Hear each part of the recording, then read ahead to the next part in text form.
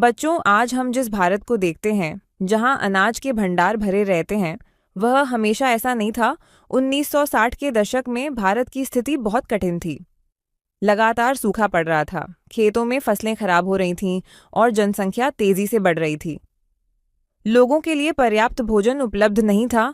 हालात इतने खराब थे कि भारत को अपनी जनता का पेट भरने के लिए अमेरिका से गेहूं मंगवाना पड़ता था। अमेरिका के जहाज जब भारत के बंदरगाहों पर पहुंचते थे, तभी लोगों को अनाज मिलता था। इसलिए उस समय भारत की स्थिति को शिप टू माउथ कहा जाता था। यानी सोचिए बच्चों, अगर जहाज नहीं आया होता तो लोगों के सामने भोजन का संकट खड़ा हो सकता था। जब अमेरिका ने अनाज को दबाव का हथियार बनाया, फिर आया वर्ष 1965। भारत और पाकिस्तान के बीच युद्ध चल रहा था।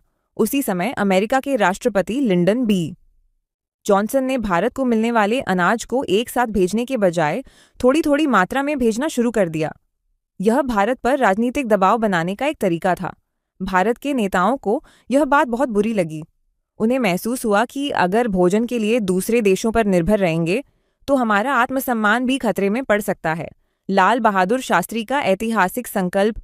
इसी समय भारत के प्रधानमंत्री लाल बहादुर शास्त्री ने एक बड़ा फैसला लिया। उन्होंने कहा, जय जवान जय किसान। बच्चों, इस नारे में भारत का भविष्य छिपा हुआ था। शास्त्री जी का मानना था कि सैनिक देश की रक्षा करेगा और किसान देश को भूख से बचाएगा। यहीं से भारत ने खाद्यान्न के मामले में आत्मनिर्भर बनने की दिशा में कदम बढ़ाया। अब कहानी में 3 नायकों की एंट्री होती है। किसी भी बड़ी सफलता के पीछे कुछ महान लोग होते हैं और हरित क्रांति के पीछे भी 3 महत्वपूर्ण व्यक्तियों का योगदान था। पहला नाम सी सुब्रमण्यम। वे उस समय भारत के कृषि मंत्री थे। उन्होंने विरोध और आलोचनाओं के बावजूद नई कृषि तकनीक अपनाने का साहस दिखाया। दूसरा नाम डॉक्टर MS स्वामीनाथन। इन्हें भारत में हरित क्रांति का जनक कहा जाता है। उन्होंने भारतीय खेतों और किसानों के लिए उपयुक्त उन्नत बीजों पर शोध किया। तीसरा नाम डॉक्टर नॉर्मन बोरलॉग। वे एक अमेरिकी कृषि वैज्ञानिक थे।